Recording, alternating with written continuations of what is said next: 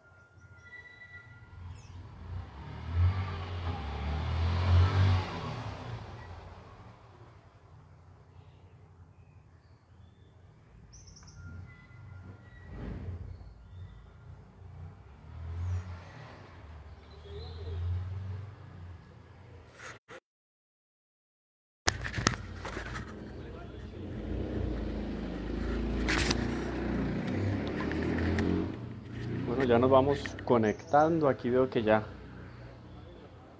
algunos están conectados. Vamos a dar un minutico. Si pueden y tienen por ahí a la mano, vamos consiguiendo la Sagrada Escritura.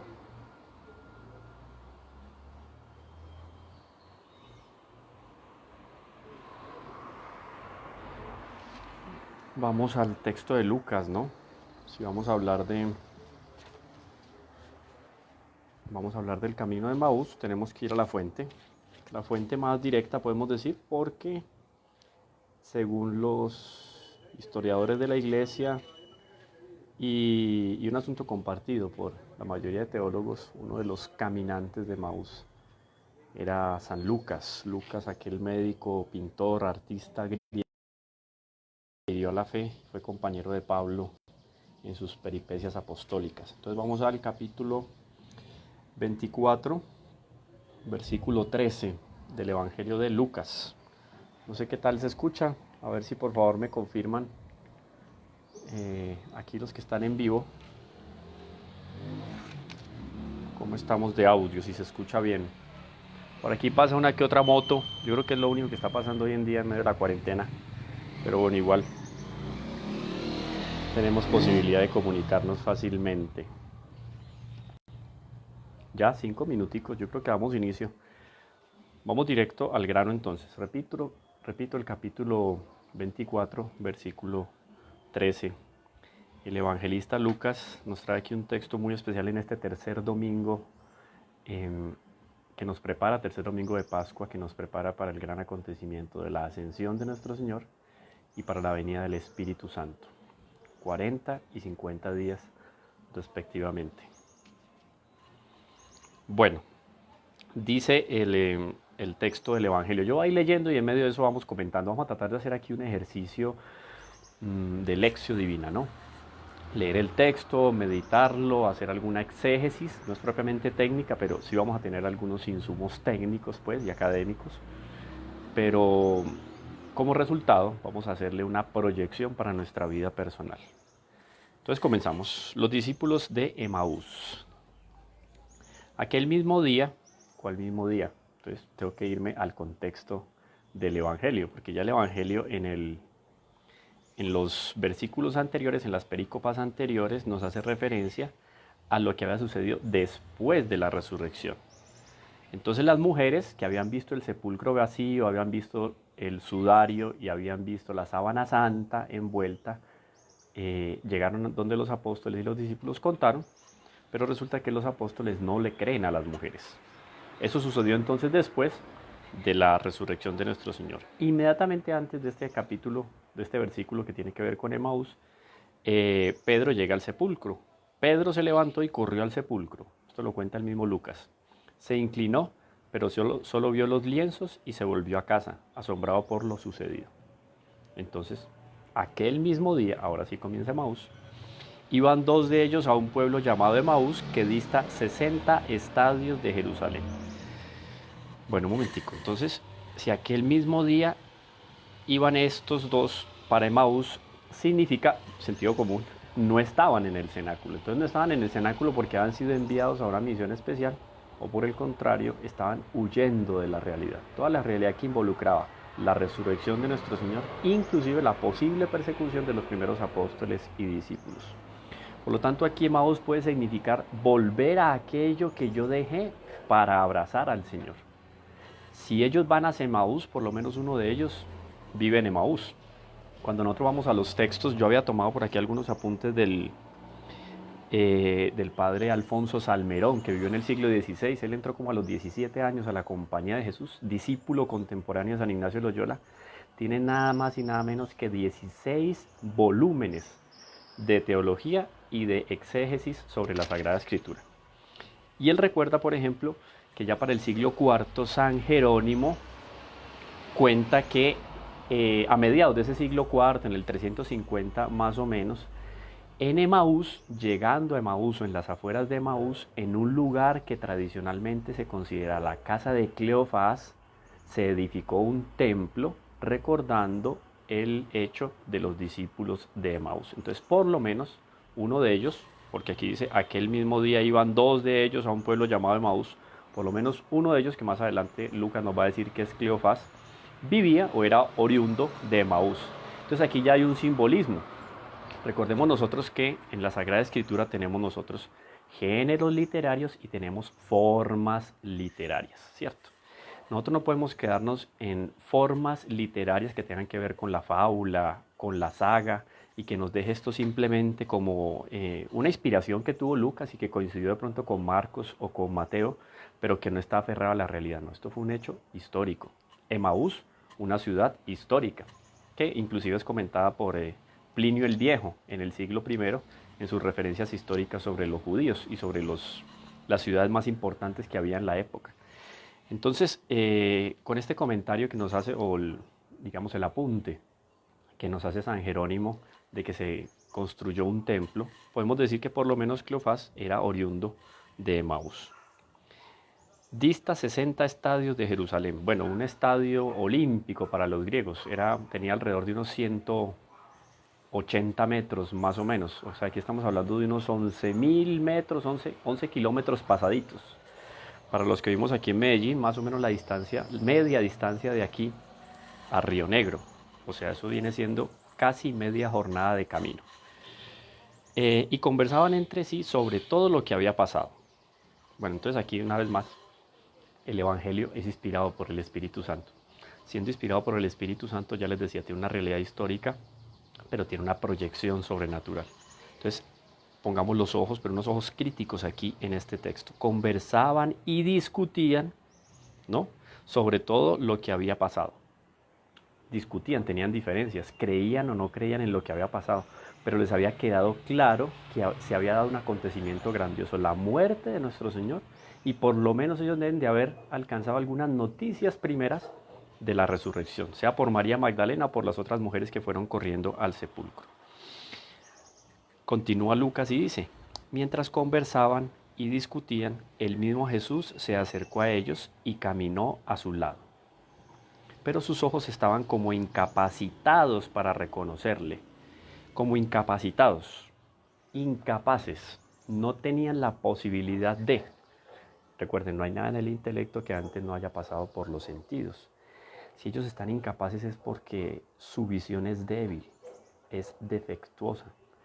O puede ser que no tenían el alcance suficiente para ver a Jesús en toda su integralidad. El hecho es que Jesús podía haber hecho aquí un milagro perfectamente, y esto lo dicen algunos comentaristas, así como hizo el gran milagro durante 33 años de que no se evidenciara su divinidad, a no ser en lo alto del monte Tabor, cuando se transfiguró frente a Juan, Santiago y Pedro. Pero el resto de sus 33 años son prácticamente escondidos bajo un velo. El velo debajo del cual, o sobre el cual, o delante del cual no se evidencia la divinidad de nuestro Señor. Y aquí ya está nuestro Señor con cuerpo resucitado, con cuerpo glorificado. Por lo tanto, en la apariencia de nuestro Señor, lo que nos enseña la teología al respecto de las propiedades del cuerpo glorioso, era reluciente, brillante como un astro. Sin embargo, aquí no se mostró propiamente así. Él se dejó velar por la figura de un peregrino. ¿Para qué? Miremos esto. ¿Quería probar a los discípulos de Emaús? Sí. Además de probarlos, quería animarlos y llenarlos de confianza, reconfortarlos y convertirlos en un motivo de entusiasmo para los demás discípulos y apóstoles que se habían quedado en Jerusalén. Vamos a ver entonces. Pero sus ojos estaban como incapacitados para reconocerle. Él les dijo, nuestro Señor les dice, o sea que la voz de nuestro Señor tampoco era reconocida por los discípulos de Maús. ¿De qué discutís por el camino? O ellos venían hablando muy duro, o nuestro Señor estaba parando y los vio desde lejos, o simplemente se los dijo como Dios porque ya sabía lo que estaba pasando entre ellos. Pero había una discusión. Si hay una discusión, hay una diferencia. Había diferencia entre los apóstoles y los discípulos. Miren pues la necesidad de la venida del Espíritu Santo para aglutinar propiamente y unificar los criterios de esa primera iglesia, esa comunidad cristiana que están haciendo. Ellos se pararon con aire entristecido. Entonces, aquí podemos considerar lo que la teología espiritual nos habla al respecto de la mala tristeza y de la buena tristeza. La mala tristeza es aquella que nos aleja de Dios y la buena tristeza es la que nos pide que volvamos los ojos a Dios, recapacitemos, cambiemos de vida y tengamos dolor de lo que hemos hecho. Aquí ellos se pararon con aire entristecido. Eso ya es una motivación del Espíritu Santo. Recuerden un poco la charla que tuvimos en estos días al respecto del Espíritu Santo. Esto es una motivación del Espíritu Santo a través de la gracia en cada uno de estos discípulos, de Lucas y de Cleofás, para que en medio de esa tristeza vuelvan sus ojos ¿a quién? Al Salvador. Porque lo que estaban buscando no les iba a dar la felicidad estaba ¿en quién? En el Salvador, en el que le estaba hablando ahí, estaba delante de ellos, pero que ellos no reconocían. Entonces no reconocían porque naturalmente nuestro Señor no se dejaba reconocer, pero además de eso estaban apegados a ciertos asuntos de la vida cotidiana y normal. Esto se transfiere perfectamente para nosotros. Nos apegamos al dinero, a la fama, al prestigio, al poder, a la vanidad, a todo lo que se nos pueda pasar por la cabeza y que hemos vivido en nuestras propias vidas, valga la redundancia. Esos apegos evitan que podamos evidenciar a Dios en nuestras vidas y en las vidas de los demás. Uno de ellos, llamado Cleofás, le respondió. Aquí entonces ya Lucas nos da el nombre de uno, Cleofás. ¿Eres tú el único residente en Jerusalén que no sabe las cosas que han pasado allí estos días? Pregunta. Nuestro Señor, con una intención mucho más profunda que el simplemente querer saber qué les está pasando, les está haciendo recordar lo que ya han vivido. Quién sabe si Lucas, en este caso, si lo identificamos con el otro discípulo, como, repito, bien lo decía San Jerónimo, si lo identificamos con ese otro discípulo, vivió todos los 3 años con nuestro Señor. Algunos comentaristas, inclusive creo que el propio padre Alfonso Salmerón, dice que Lucas y Cleofás pueden haber sido aquellos discípulos que abandonaron al Señor cuando nuestro Señor revela su presencia real y verdadera en la Eucaristía, cuando dice: quien no come mi sangre y no bebe mi sangre no tendrá parte conmigo en la vida eterna. Puede ser que ellos hayan sido algunos de los que huyeron en ese momento. O sea, esto es una reconquista de nuestro Señor para el colegio apostólico y para los discípulos, una reconquista de 2 almas. Entonces aquí hay un punto también importante. La importancia del apostolado, de nosotros llevarle a otros la palabra y la enseñanza de Dios. Entonces la intención de nuestro Señor con esta pregunta de ¿qué discutís por el camino? Es para que ellos empiecen a recordar esas maravillas que vivieron con nuestro Señor, los milagros, la multiplicación de panes y peces, la resurrección de los muertos que vivieron contemplando y evidenciando el milagro con Lázaro, con la hija de la viuda de Naín, el hijo de la viuda de Naín, etc. Están recordando. Y ahí Cleofás dice: ¿eres tú el único residente de Jerusalén que no sabe las cosas que han pasado allí en estos días? Él les dijo: ¿qué cosas? Recuerden la segunda intención de nuestro Señor por detrás. Ellos le dijeron: lo de Jesús, el Nazareno. Ellos le dijeron: fue un profeta poderoso en obras y palabras delante de Dios y de todo el pueblo. Aquí nuestro Señor empieza a conquistar terreno en el corazón de Lucas y en el corazón de Cleofás. Miren la declaración que ellos hacen. Fue un profeta poderoso en obras y palabras delante de Dios y de todo el pueblo. Es una declaración muy bonita, pero es corta, porque nuestro Señor no es un profeta. Es el profeta por excelencia. O sea, es el Hijo de Dios, la segunda persona de la Santísima Trinidad. Para nosotros podrá ser más fácil declararlo hoy en día, por lo menos explicitarlo. Aquí están haciendo la primera comunidad cristiana y son verdades que van quedando, o más bien van teniendo su génesis en el corazón de cada uno de los apóstoles y los discípulos. Entonces ya esto es una conquista. no llegaron hasta el final de la declaración de la divinidad de nuestro Señor, pero dieron sus pasos. Y tampoco como nuestros sumos sacerdotes y magistrados le condenaron a muerte y le crucificaron. Nosotros esperábamos que sería Él que le iba a dar la libertad a Israel. Pero con todas estas cosas llevamos ya 3 días desde que esto pasó. Están desanimados. Lucas y Cleofás perdieron aquí el entusiasmo. Perdieron el entusiasmo a causa de ¿qué? De una visión errada que tenían de nuestro Señor Jesucristo. Y esto puede pasar inclusive con grandes maestros espirituales y maestros académicos en materia de teología cuando van a leer o cuando vamos y leemos la Sagrada Escritura. Es naturalizar a nuestro Señor de tal manera que perdemos la visión de la divinidad de nuestro Señor Jesucristo. ¿Cuál era la visión que tenían los israelitas o la esperanza que tenían los israelitas en el Mesías? Aquí está, lo dice Cleofás. Cleofás dice, nosotros esperábamos que sería Él el que iba a librar a Israel. O sea, esperaban simplemente una figura de trascendencia política, social, una especie de fundador de una ONG, de una gran fundación, una institución así de mucha influencia frente a los romanos, pero aquí el aspecto espiritual, salvación, reino eterno, el reino de Dios, no estaba en los ojos de los israelitas. Y aquí entonces Lucas y Cleofás se convierten en representantes en primera línea del espíritu o de los horizontes cortos más bien que tenían los judíos contemporáneos de nuestro Señor. Dice entonces, ya para el versículo 22. El caso es que algunas mujeres de las nuestras nos han sobresaltado porque fueron de madrugada al sepulcro y al no hallar su cuerpo vinieron diciendo que incluso habían visto una aparición de ángeles que decían que él vivía. O sea, ellos alcanzaron a escuchar la noticia en el cenáculo. Miren que la noticia, si hubiera sido recibida con verdaderas luces divinas, con una fidelidad a la gracia de una manera exponencial, pues obviamente ellos no hubieran abandonado la primera comunidad. O sea, ellos se escaparon literalmente del cenáculo, no querían saber nada de la noticia que venía alrededor de ese gran acontecimiento. O sea, no habían acreditado en la resurrección, estaban cortos de vistas.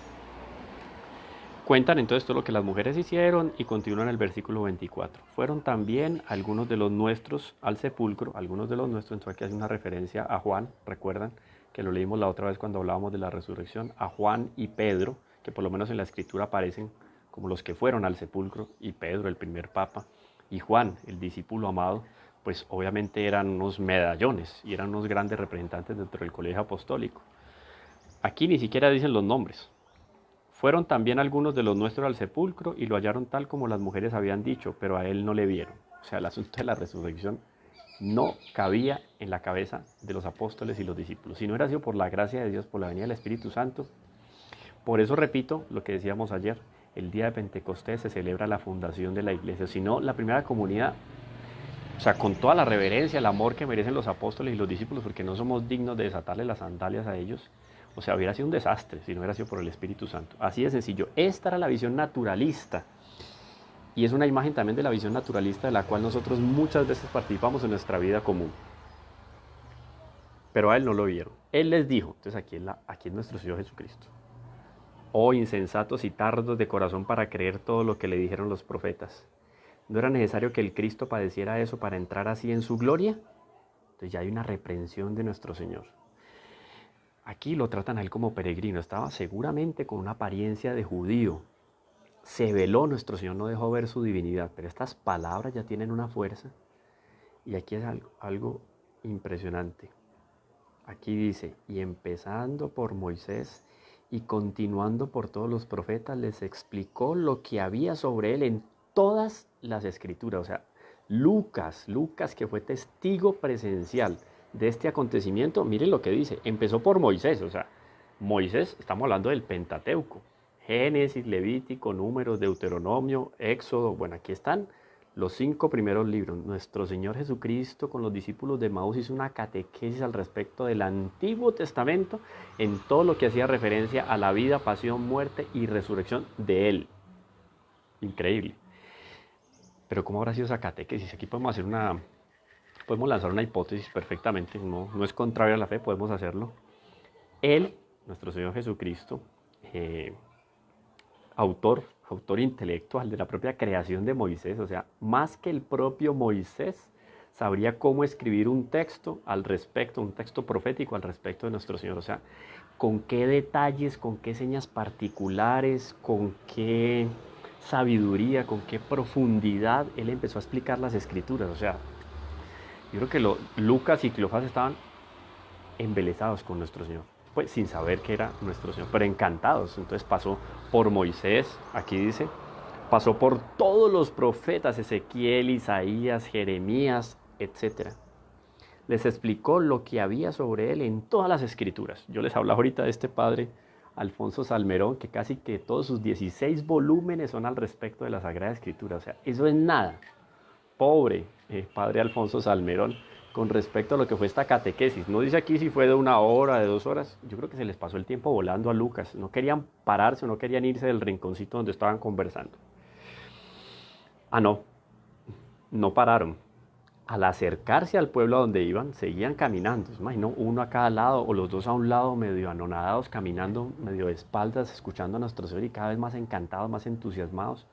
Entonces la intención de nuestro Señor no era simplemente una catequesis que iluminara su inteligencia, no, porque la realidad es que nos muestra la Sagrada Escritura. Lo que tenemos que enseñar nosotros, la catequesis, en cualquier contacto que tenemos con otro y le hablamos de Jesús, no es simplemente un alimento intelectual, no es principalmente un alimento que mueva la voluntad.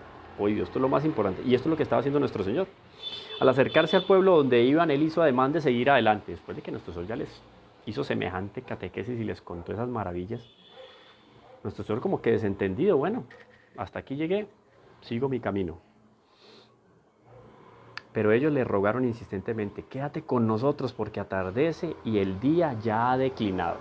Entonces está terminando la tarde y está entrando la noche, que hay un simbolismo muy especial, porque ellos se dan cuenta que ese peregrino que está ahí es de alguna manera una luz y un guía.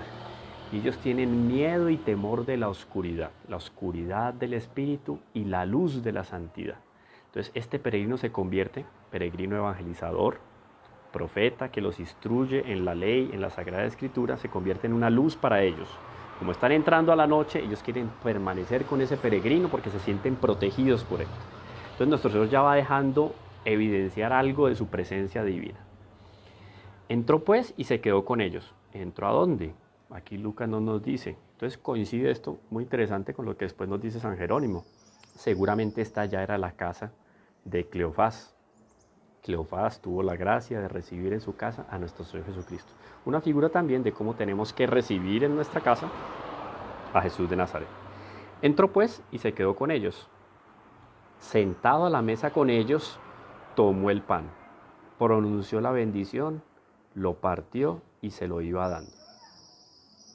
Ese partir el pan coincide con las cartas de Pablo y con los textos del Nuevo Testamento que nos recuerda las primeras celebraciones eucarísticas. Entonces aquí este peregrino se va revelando, se va desvelando frente a Lucas y Cleofás y aquí celebra la Eucaristía para ellos dos. Es muy bonito porque entonces como que la cereza en ese postre, ese encuentro con Jesús es la celebración eucarística. ¿Qué es lo que pasa con esa celebración eucarística? Miren, partió el pan. ¿Estuvieron ellos presentes en la última cena? Posible y seguramente estuvieron presentes. Ya conocían las maneras de nuestro Señor. Él se va revelando con la manera como toma el pan, con la manera como hace la oración, con la manera como bendice los alimentos. Dice nuestro Señor, dice el texto, perdón. Entonces se les abrieron los ojos y le reconocieron. Y él se perdió de vista. Uno diría, ay, pero ¿por qué lo reconocieron? Pues nuestro Señor se perdió de vista, pero no se perdió de vista, ¿por qué? Porque ya ellos no necesitaban de esa presencia física de nuestro Señor. Ya la Eucaristía les había terminado de abrir los ojos para que reconocieran al Salvador que estaba delante de ellos, para que reconocieran que esas palabras dichas en el Nuevo Testamento, en el Evangelio, eran verdaderas y auténticas y se estaban cumpliendo. Bueno, ¿y qué pasó después? Ay, se nos va a acabar la media hora, muchos van a ir a la Eucaristía, pero bueno, ahora vamos a escuchar con más gusto el Evangelio del día de hoy. Él desapareció de su vista, se dijeron uno a otro, ¿no estaba ardiendo nuestro corazón dentro de nosotros cuando nos hablaba en el camino y nos explicaba las Escrituras? Entonces ustedes ven aquí cómo mucho más mucho más que los argumentos intelectuales, es el movimiento del corazón. Corazón en la Sagrada Escritura es voluntad, voluntad y corazón. Nos hablaba en el camino y nos explicaba las Escrituras cómo ardía, ¿se acuerdan una de las figuras, símbolos de los que hablábamos ayer del Espíritu Santo? ¿Cuál era? El fuego, porque arde, es una energía transformadora. Eso fue lo que nuestro Señor infundió en el corazón de Lucas y de Cleofás. Y levantándose al momento, o sea, comulgaron, no desempacaron, no alistaron maleta, eso fue directo, y levantándose al momento se volvieron a Jerusalén. Si Cleofás tenía la casa cerca, en las afueras de Emaús o en Emaús, o sea, se devolvieron corriendo 11 kilómetros. Eso no dio espera, porque hablar de nuestro Señor Jesucristo no da espera. Volvieron a Jerusalén y encontraron reunidos a los 11. ¿Por qué 11? Recordemos que ahí Judas no está, no, ya se había suicidado. Y a los que estaban con ellos, o sea, los discípulos, que decían, es verdad, el Señor ha resucitado y se ha aparecido a Simón. Ellos, por su parte, contaron lo que había pasado en el camino y cómo le habían reconocido al partir el pan, en la celebración eucarística. Frutos y enseñanzas de este texto, ya vimos muchos. El entusiasmo, la necesidad de tener a nuestro corazón siempre a Jesús y librarnos de los apegos. Pero aquí un aspecto muy bonito y yo creo que tiene que ver muy de cerca con nosotros, es el papel de evangelizadores y apóstoles de la buena noticia. Yo no necesito muchas palabras bonitas para hablar del Señor, no necesito muchos conocimientos intelectuales. Si tengo tiempo debo hacerlo, y como adulto tengo un deber moral en instruirme en la Sagrada Escritura, en la teología, en la historia eclesiástica, en la vida de santos, todo. Pero nuestro primer testimonio es el testimonio de que llevamos a Jesús dentro, nos hace arder el corazón y ha transformado nuestras vidas. Esto es lo que llegaron a hacer Cleofás y Lucas en el cenáculo, a contagiar a los otros de ese fuego abrasador que había conquistado sus corazones. Estaban convencidos de que el Señor había resucitado y que estaba iniciando una nueva historia para esa comunidad cristiana, la historia de la Iglesia Católica, nuestra iglesia. Bueno, los dejo por aquí. Yo creo que valió la pena. Léanse de nuevo capítulo 24, versículo 13 de Lucas. Lean con más tranquilidad este texto y van a deleitarse con las otras maravillas que vamos a encontrar ahí, porque recuerden que el sabor y la riqueza de la Escritura no se acaba, no se agota con una sola lectura. Siempre hay algo para descubrir. Dios los bendiga, que esté muy bien.